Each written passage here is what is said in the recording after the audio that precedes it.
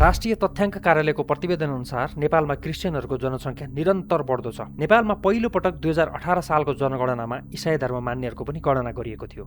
त्यतिखेर नेपालमा जम्मा 458 जना क्रिस्चियन थिए। बेगम सम्मत 2018 सालदेखि 2038 सालसम्म अर्थात् पञ्चायतकालमा इसाई धर्मावलम्बीको जनसङ्ख्या 9 गुणाले बढ्यो। 2046 सालदेखि 2078 सालसम्म आइपुग्दा इसाई धर्मावलम्बीको जनसङ्ख्या 16 गुणाले बढ्यो। राष्ट्रिय तथ्याङ्क कार्यालयका अनुसार क्रिस्चियनहरूको जनसङ्ख्या बढ्नुको मुख्य कारण धर्मान्तरण नै हो। 2078 सालको जनगणना अनुसार धर्म परिवर्तन गरेर नेपालमा 5,12,313 जना इसाई भएका छन्।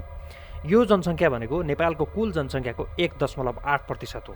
2018 सालदेखि 2078 सालसम्म 60 वर्षको अवधिमा क्रिस्चियन धर्मान्तरण यति तीव्र भयो कि हिन्दू, बौद्ध, किराँत र मुस्लिमपछि नेपालको 5औं ठुलो धर्म हुन पुग्यो क्रिस्चियनिटी। क्रिस्चियन महासङ्घको दाबी अनुसार त नेपालका 35 लाख जनता क्रिस्चियन छन्। क्रिस्चियनहरूले भगवान मान्ने येशूको जन्म भएको ठाउँ इजरायलमा पनि करिब 2% जनता मात्र क्रिस्चियन छन्। तर क्रिस्चियनसँग दूर दूरको साइनो पनि नभएको नेपालमा यति धेरै मान्छेहरू साँच्चीकै आस्थाका कारणले क्रिस्चियन भएका होला नि त? इसाईको जनसङ्ख्यालाई 100% मानेर हिसाब गर्ने हो भने सबैभन्दा धेरै बागमती प्रदेशमा 39.4% अर्थात् 2 लाखभन्दा बढी क्रिस्चियन छन्।